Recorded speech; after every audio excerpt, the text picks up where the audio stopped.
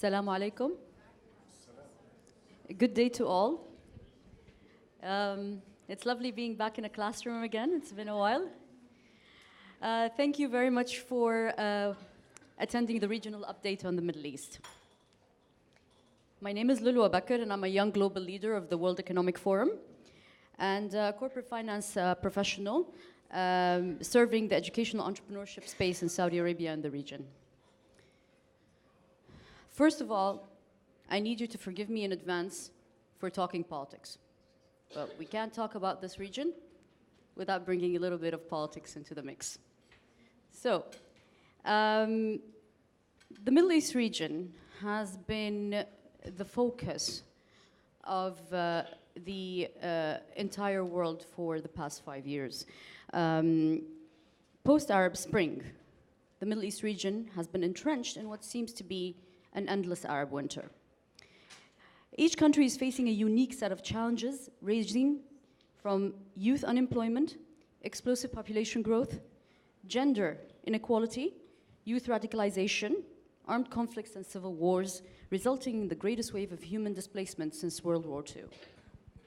Many since have pointed to our decrepit and outdated education system as the root cause of many of the issues that culminate to create the highly complex situation defining the current state of our regional affairs. That said, we have to be conscious that we are actually right now at a crossroad, living in a pivotal moment of our history, where it's important to realize that behind every momentous challenge lies an opportunity. Joining us today to discuss the educational challenges facing our region and the opportunities that may lead to paving the way to a regional transformation is His Excellency Haif Banayan, CEO of Queen Rania Teacher Academy in Jordan. Please help me welcoming His Excellency. Haif, lovely to have you with us today. Can you please give the audience short background of how you ended up being the CEO of Queen Rania Teacher Academy? Good afternoon. Thank you, Lulwa, for those kind words. I'm actually very honored to be part of this session, especially in the presence of so many great people who know much better about the region than I would. Briefly, I'm currently the Chief Executive Officer of the Queen Rania Teacher Academy. Prior to that, I used to run another initiative of Her Majesty, the Jordan Education Initiative, which is very much focused on technology integration in K-12 education. Prior to that, I was the Secretary General of the Ministry of Information Communications Technology in Jordan.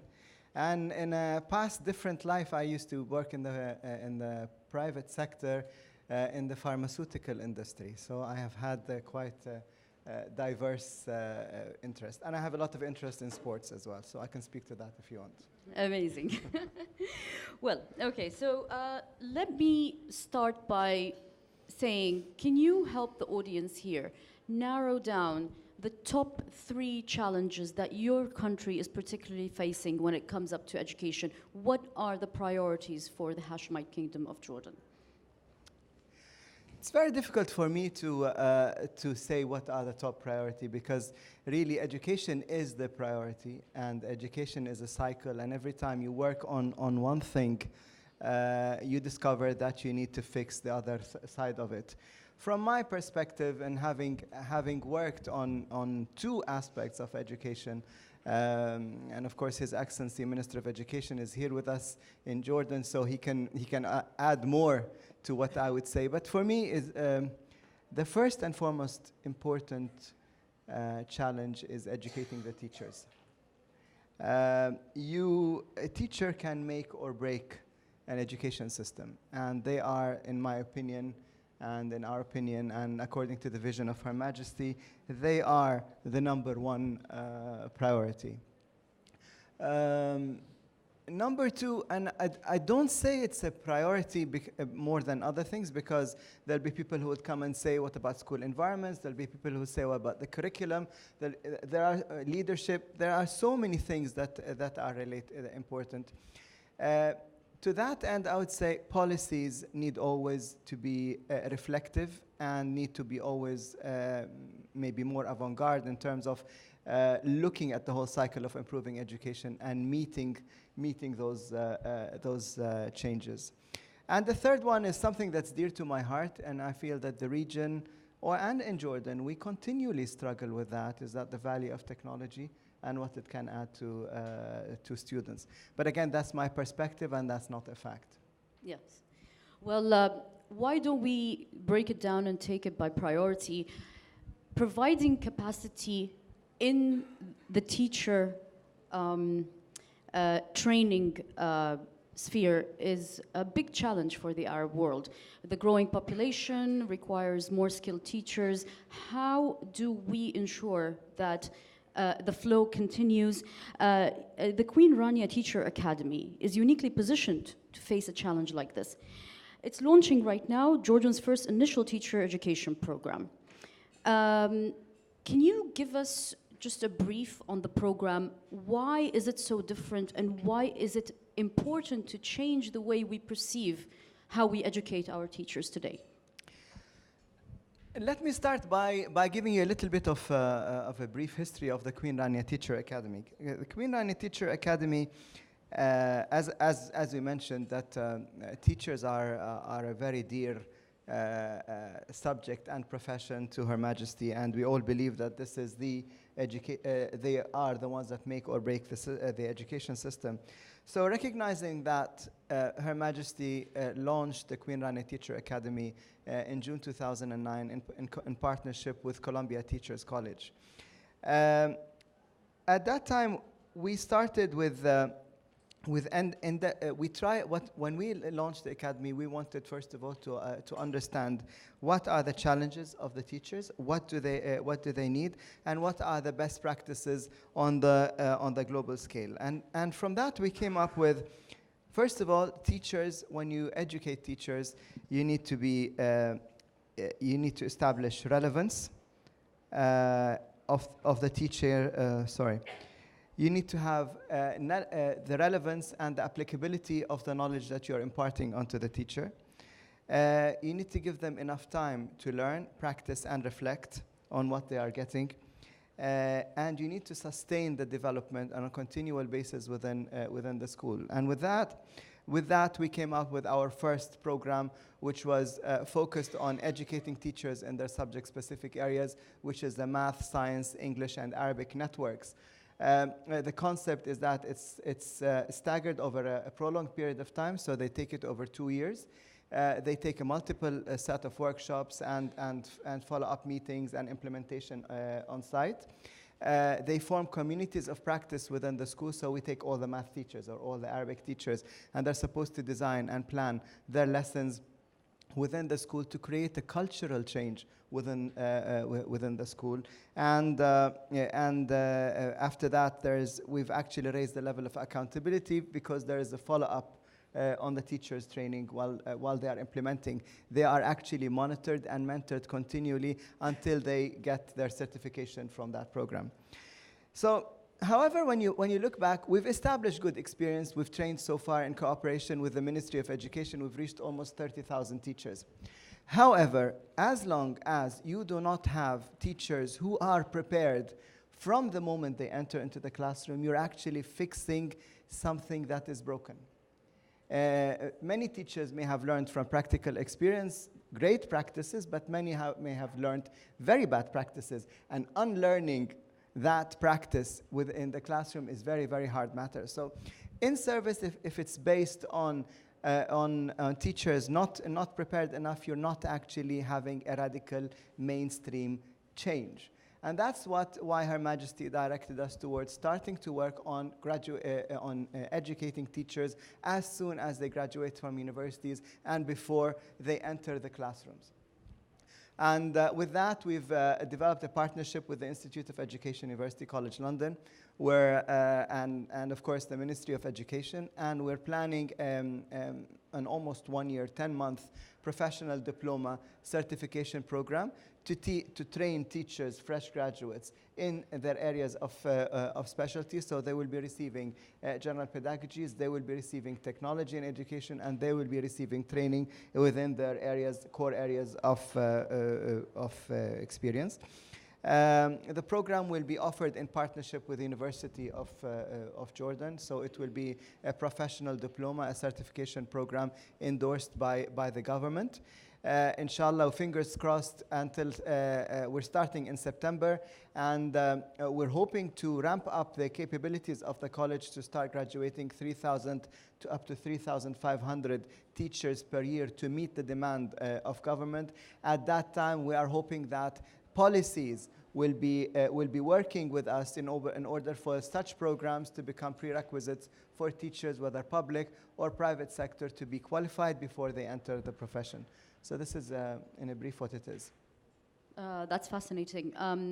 I want to ask you a follow-up question about what are your views of continuing education for teachers going into the future? So after a teacher has been certified, are there plans to create continuing education programs for teachers who even have been teaching for 10 years, 20 years, similar to what happens in other professions like medicine or law, to keep up with the latest in the teaching profession and the latest developments and so forth? Thank you for bringing that up, especially the last part of what you're saying, because this is exactly what you were saying. A teacher is like it's this profession that graduates all professions, and therefore it should be a profession. It's not a job. And this is what we're trying to create, that teaching is a profession and they need to be certified just the way you would certify a doctor or an engineer or a lawyer. So yes, the idea is, the thing is, there's plenty of in-service training in Jordan and in the region. There are plenty of conferences like this that teachers can come to and educate and improve themselves. Teaching is a lifelong learning profession. They have to continually develop, because education changes, technology changes, there are always new theories, and teachers need to be abreast. It's like any profession that needs to be continually nourished with new information.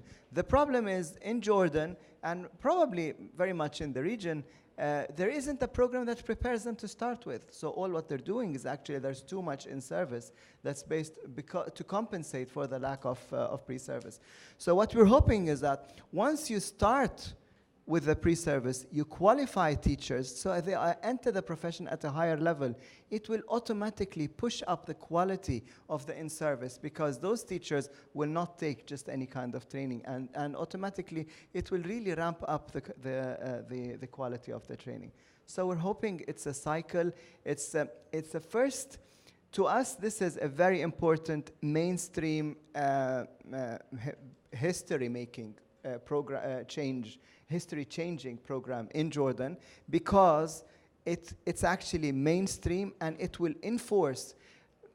I'll give you an example. Once teachers are qualified and they go into the classrooms, and you teach them and you train them according to the best practices in the world, and they go into a classroom and they're not allowed to move the furniture, or they cannot use technology. They don't have technology in the classrooms. What's going to happen? They will be frustrated. What we're hoping for is that, with the cooperation of the government, is that they will start demanding those changes and enforcing it bit by bit within the schools. So it's a cycle, it's a change. This training will impact the whole community in Jordan. I don't know a family in Jordan that doesn't have a teacher within them, or doesn't know a teacher. They're everywhere. And I think this will cause a ripple effect, a chain effect. I have to say Jordan is unique when it comes up to this, because they might be the one country in the one country in the region that's leading the push for teacher training or the teacher profession, and that's a unique place to be. I'm going to ask you a follow-up question on something you mentioned, the buzzword tech ed. Everybody's talking about should we or shouldn't we introduce more technology into the education system in the Middle East, given opponents cite the restrictions that we have, budget restrictions, and, for example, lack of basic requirements. So if the teacher cannot even command the class, cannot deliver properly, what's more technology going to do to help them? Can you make the case for more technology in the classroom in the Middle East? You're getting onto my dark side because because this is actually a frustrating matter for me. Listen, changes in education. As I go back and I say, it's a holistic cycle. It's a change that requires vision and leadership, followed by planning and strong implementation.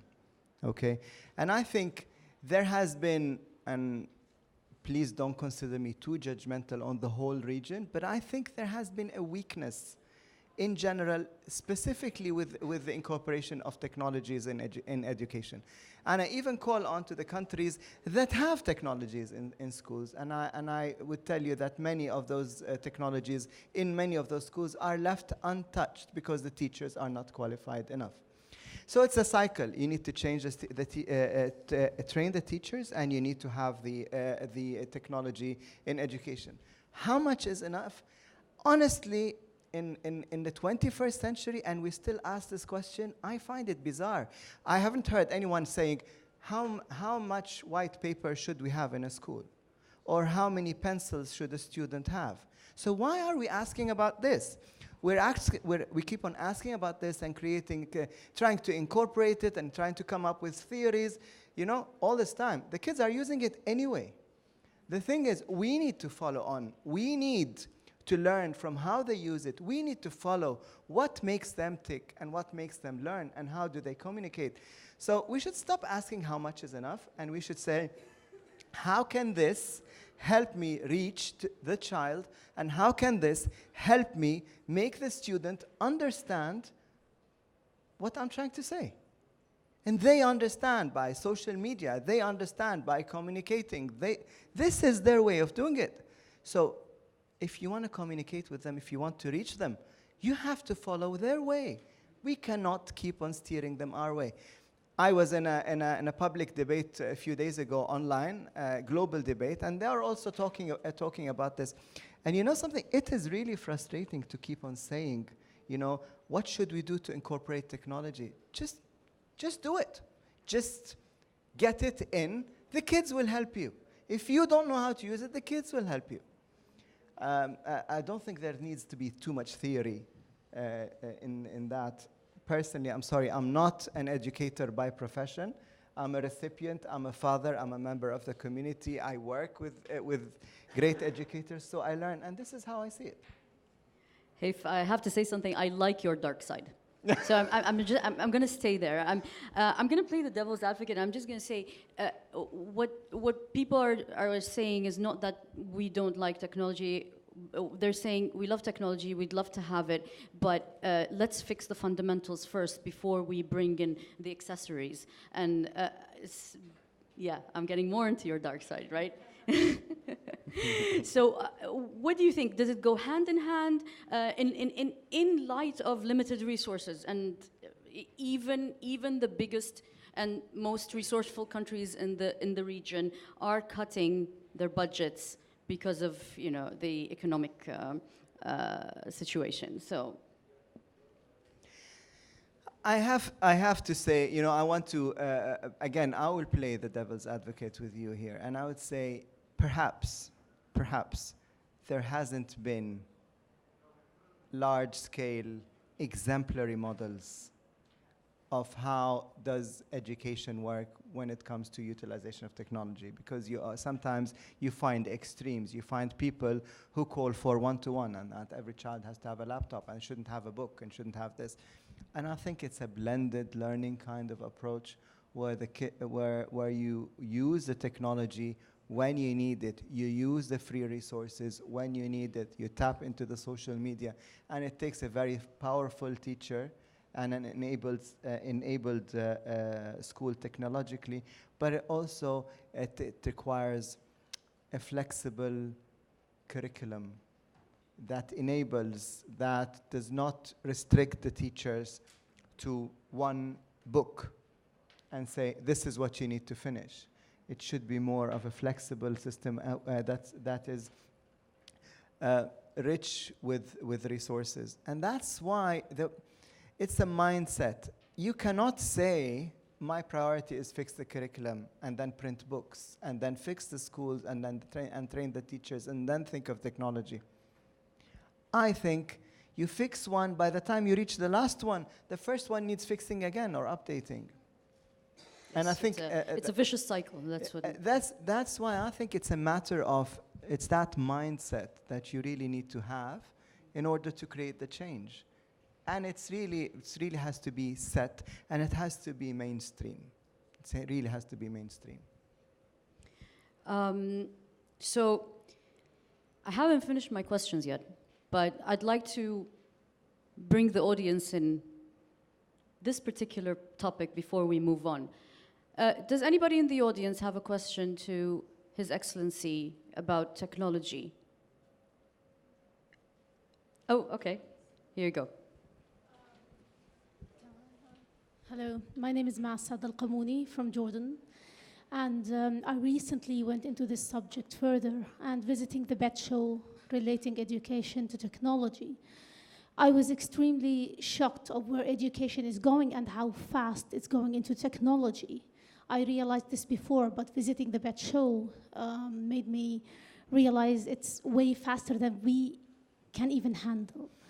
So the idea of getting this technology into education in our schools needs to take or have action really faster than we think it should be.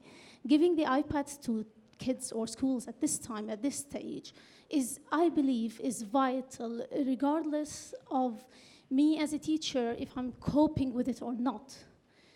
Now, the question is, the role of the teacher and the role of the students are completely changed. Are we preparing our teachers for this?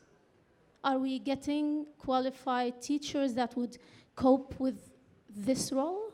Because the whole job description is completely changed.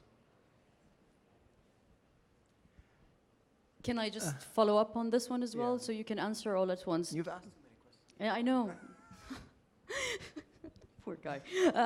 I just wanted to ask you, is also the industry ready to provide the solutions that are tailor-made to the region, or are we going to continue importing solutions and trying to enforce them on our culture and our region?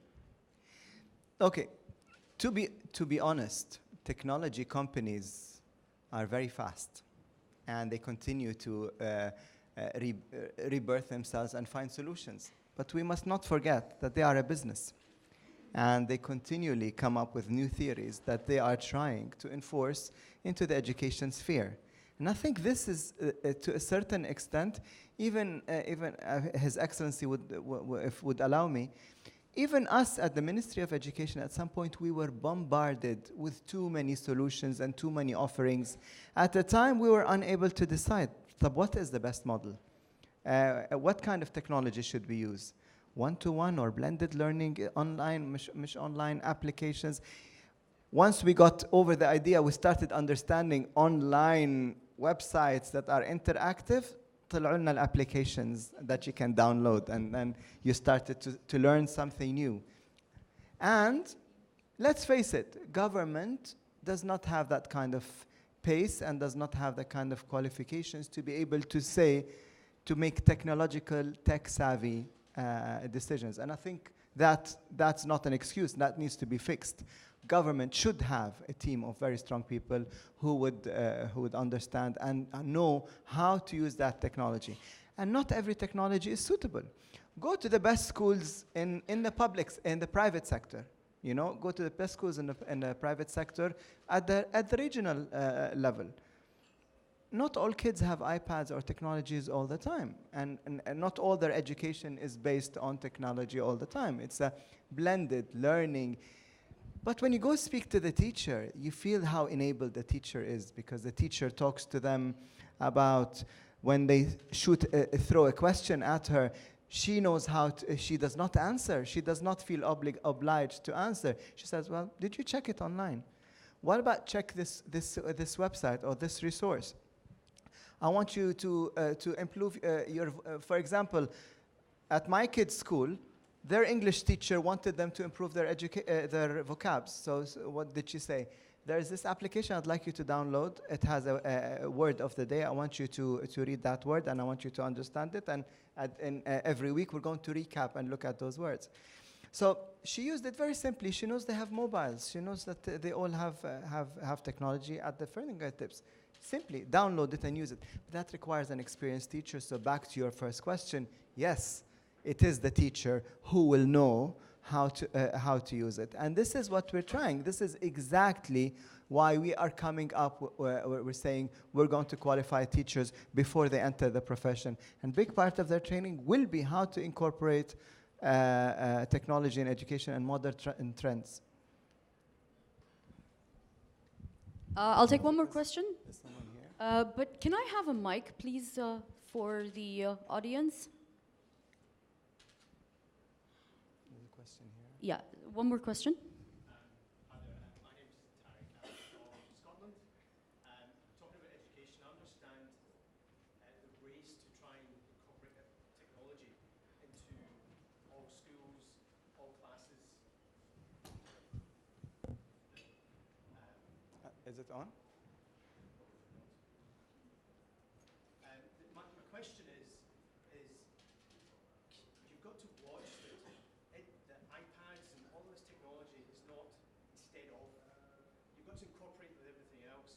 I'll give you an example. The LA Unified School District purchased 120,000 iPads for $1.3 billion.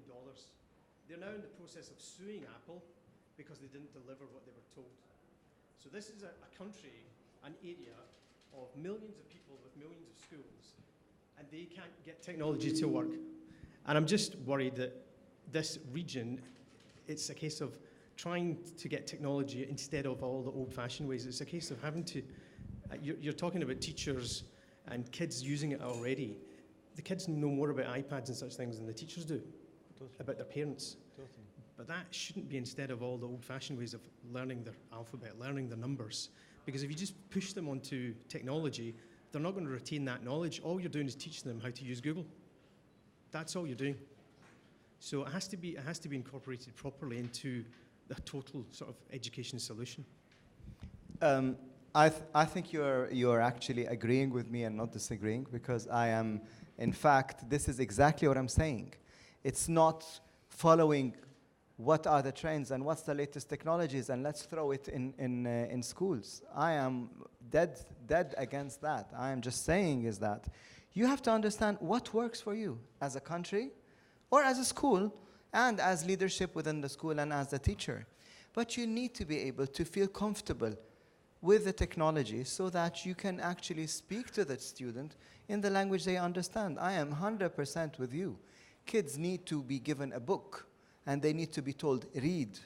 And in my kids' school, I love their Arabic teacher, for example. He knows that they don't read Arabic. He purchases books, and he gives them a book that they have to read every week. And at the beginning, it was all hell broke loose. Books, and read the book in Arabic, and it's so boring. Blah. And now my son, at least, he loves it. So I agree with you totally. It's not, let's not go radical. Let's not go extreme. You at your home, you have wireless network probably, you have probably broadband. You, your family, your wife, your kids, you have iPads, you have email, your mobile and is enabled, you answer your emails, sometimes you play games. This is continual learning, and this is how, exactly what I'm saying. I'm saying blend it nicely. And the only way you can do it is if there's proper vision, there's an enabled government that's really enlightened and enabled, that really knows how to manage it, and there are qualified teachers who knows how to use it the same way students would be. But I completely agree with you on that point. I'm going to change the subject. And then I'm going to take some more questions from the audience. The overarching theme of the Global Education and Skills Forum for this year is who is responsible for public education? Is it the sole responsibility of the government, or is it a collective responsibility? There is a very when we talk about the Middle East, that we're facing challenges that are very unique to us, and there's a very unique challenge that a country like Jordan is currently facing, in terms of hosting a huge influx of displaced people and refugees who might be staying in Jordan for quite a while. The question to you is, whose responsibility is it to ensure the education of the young displaced population? And is it just the responsibility of the host governments, or is it a collective responsibility? And what tools and innovations can we use to make this challenge an opportunity?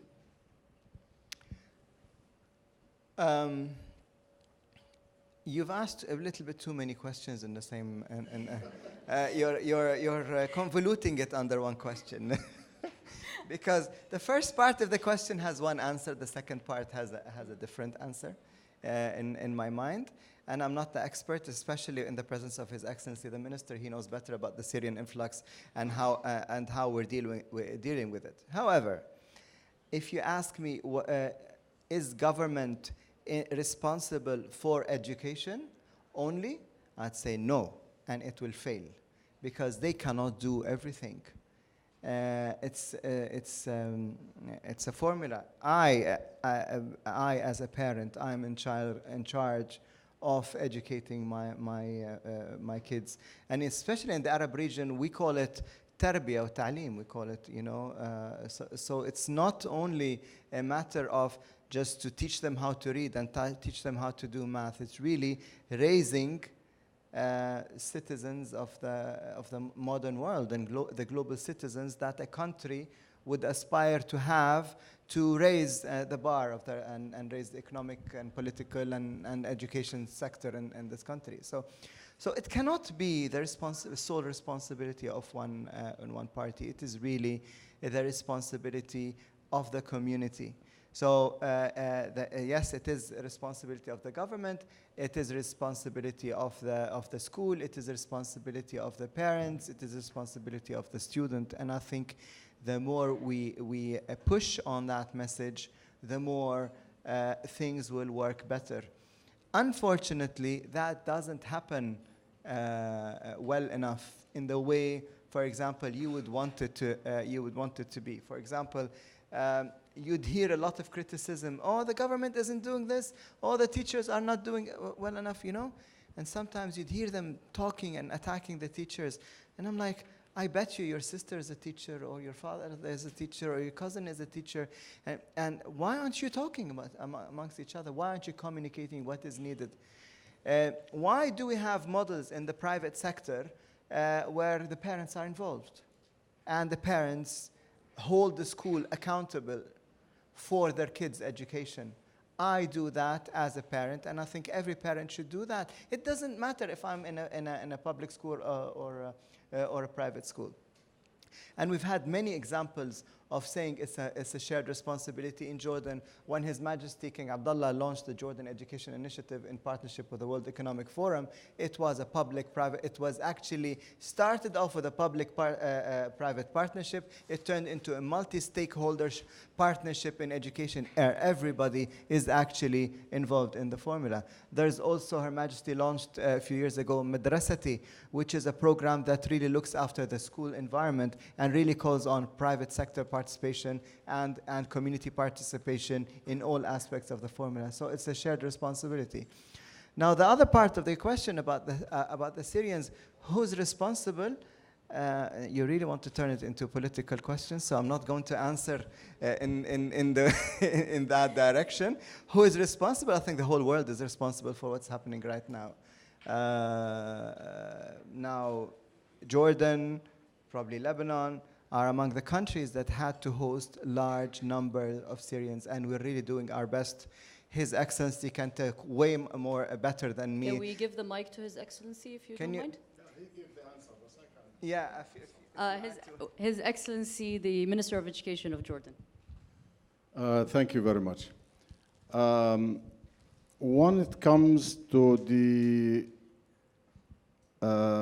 responsibility for education for refugees, wherever you go, it is the responsibility of the international community, as a matter of fact. It's not the responsibility of a sole country by itself.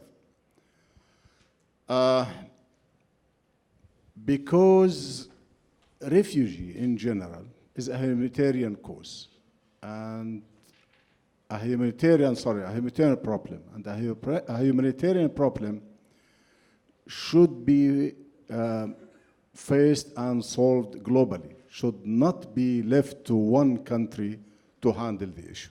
This is first. This, of course, does not mean that the country will not be responsible for hosting its neighbors or some refugees, which is totally what Jordan is doing now, is hosting 200,000 children, 200,000 child from Arab countries in our public schools. Now, the second issue that have been raised, who is responsible for education? The community itself is responsible for, not the government only. If you have a good education system in any government, in any country, and there is no follow-up for this education at home, you cannot expect the good output that you might looking for. There is statistics about the community involvement in education in the Arab country in general. And if I told you that 30% of the parents in Arab countries, they do not follow their children education at home, how do you expect the output of this kind of education?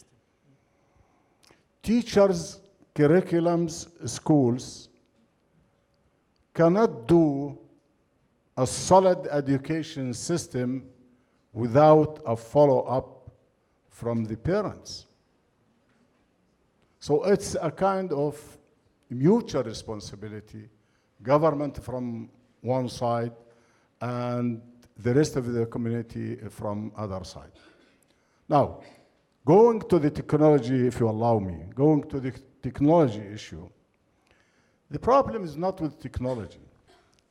The problem is with the readiness to use technology. Many countries in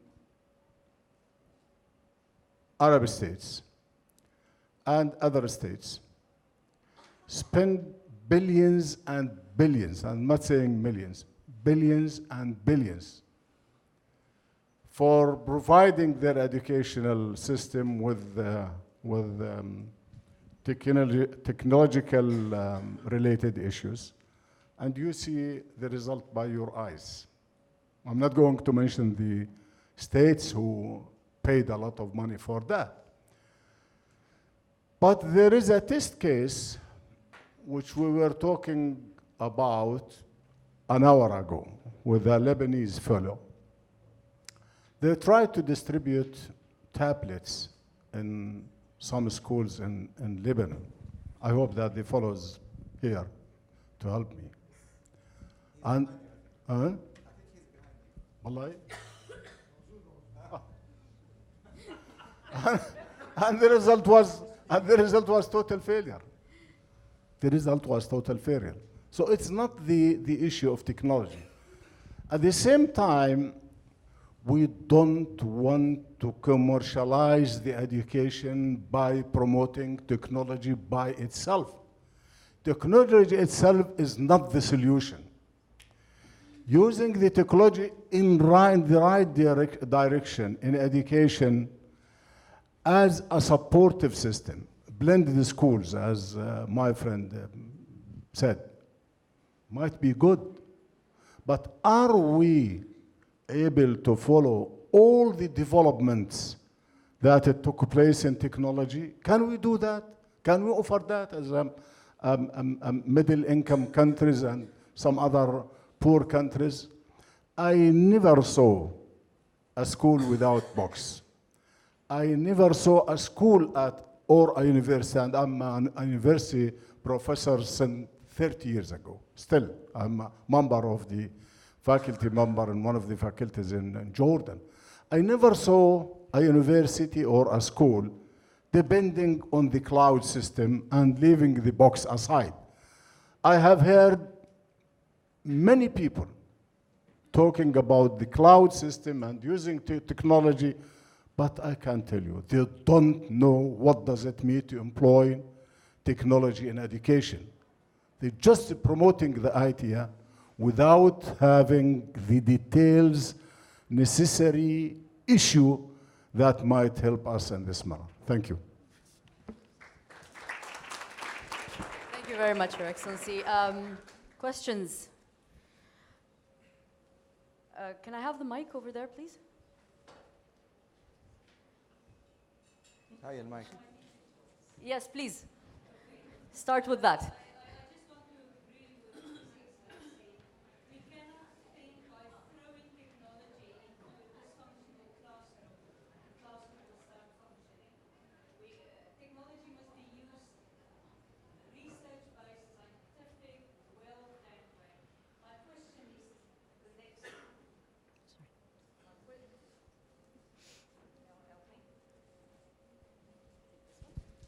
My question is actually about the children with special educational needs and the children with disabilities, and also the children from Syria with special educational needs and from all the other countries. I would really like you to say a word about that. Thank you. So say a word about special needs and children. From what angle? From technology? From what? Just for inclusion in schools. I'll speak about what QRTA has done, and then Your Excellency can add. We haven't done anything related to special education as an academy, so I'm not empowered to answer that. But with regards to Syrian students, as His Excellency mentioned, we have the majority of students in the public schools, not in the camps. 98% of them, as His Excellency mentioned, are in the public school system, mainstream. So anyway, we do have a challenged infrastructure in the public schools. And what happened is that with the heavy influx of the Syrian students, the classrooms became a lot more congested, and we had many students who are traumatized, who had psychosocial problems, and were creating some problems within the classroom.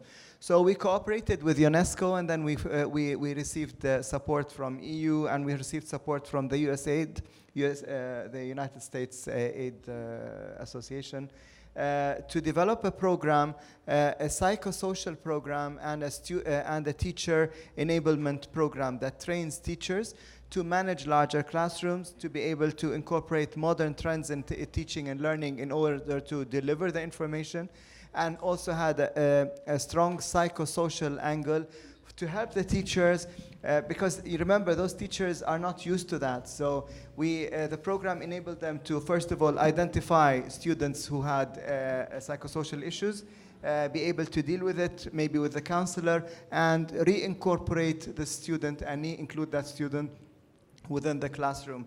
So far, we've trained over 7,000 or 8,000 teachers on this program, and we had amazing reviews and feedback that it really helped the teacher manage the classroom better and help the student who had psychosocial problems. Thank you. Next question. Please introduce yourself before you ask the question. Thank you. My name is Ghadir Zalatimo. I work with Injaz Al-Arab. So we were talking about introducing internet and e-learning opportunities. We didn't mention the revamp of the curricula. There's a problem with the curricula being taught in the public school systems. It hasn't been up to date, it hasn't been revamped, they still teach the same way they used to teach. The content hasn't really been upgraded since when I was in school. And I find that to be a challenge before we actually teach the teachers. So in follow-up to this, first of all, I feel there's two things. There's the training of the teachers and then the introduction of the e-learning and also the revamping of the curricula. Do you see the curricula being developed by private companies rather than being developed by the government itself? Thank you. I think probably we could, it will be good if myself and His Excellency join the answer to this program.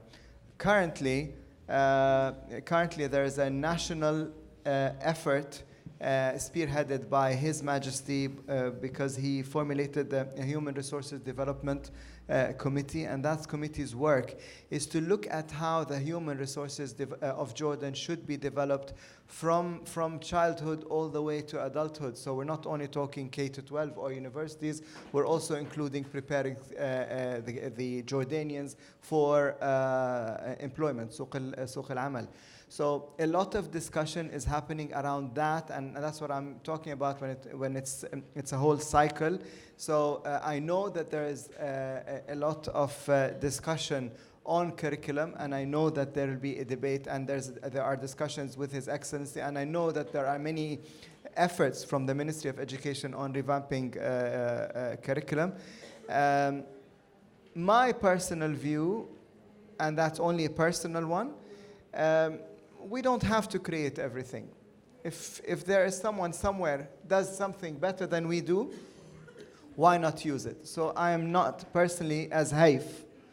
As a personal opinion, I would say if there are curriculum that is good and that is acceptable socially, culturally, and educationally with the Jordanian directions, then I would advocate to adopt it.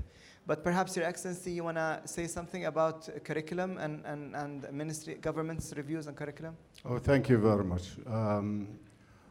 The statements that we have heard from our colleagues about curriculum is a very general statement. A lot of development and change effort have been made at the Ministry of Education to develop our curriculum in general. And I can assure you that the curriculum you were using when you was at the school is totally different than the curriculum that we have nowadays in our schools.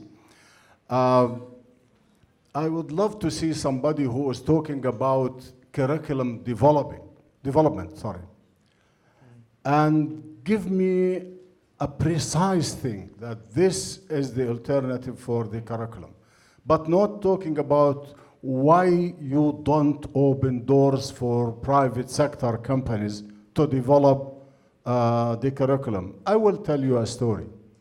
We open the doors for private sector companies to train our teachers. What they did, they just pick up from our schools the good teachers and the good supervisors and take them as trainers to train our teachers. Why we don't use our supervisors and good teachers to train our teachers instead of paying a lot of money just because to give it to a private sector? Even if you go to a private sector and the private company that they are developing curriculum nowadays all over the world, who is developing the curriculum? This is the main question. Not the company who is developing. Who is the right persons doing that? Teachers and supervisors are specialized in developing the curriculum. And I can assure you, the Jordanian curriculum is one of the best curriculum in the area, not only in the Arab countries. Just I would love to see somebody who is interested in curriculum to come to the Ministry of Education and discuss the whole issue with us and give us some alternative or some view in developing our curriculum. Just 1 minute. If you go now to our curriculum and read our curriculum, you will see that a lot of issues that help the student for critical thinking is there. Tolerance is there. Coexistence is there. Respecting the others is there. So just go and read the curriculum without giving a judgment, without reading carefully what is there in our curriculum. Thank you. Thank you very much. I'm afraid we are out of time and the next session has walked in. But before we leave, I'd like to ask the guests today a question, if you can answer by show of hands. Are you, after this talk, optimistic or pessimistic about the future of education in our region? Optimistic? Thank you very much. Actually, now I'm even more optimistic. I have to say I've always been hopeful, and more importantly, it's not how we want to be remembered as by the challenges. We want to be remembered by how we took these opportunities to transform the situation to our favor. I would like to wrap up by thanking our guest speaker, Mr. Haif Banayan, and also our surprise guest speaker, His Excellency, the Minister of Education of Jordan. Thank you so much for coming, and have a good day. Thank you. Enjoy the rest of the conference.